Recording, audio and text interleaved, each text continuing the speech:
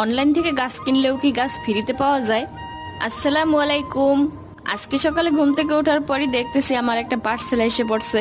খুবই সুন্দরভাবে প্যাকেট করা ছিল, তাই খুলতে অনেকটাই দেরি লাগছে।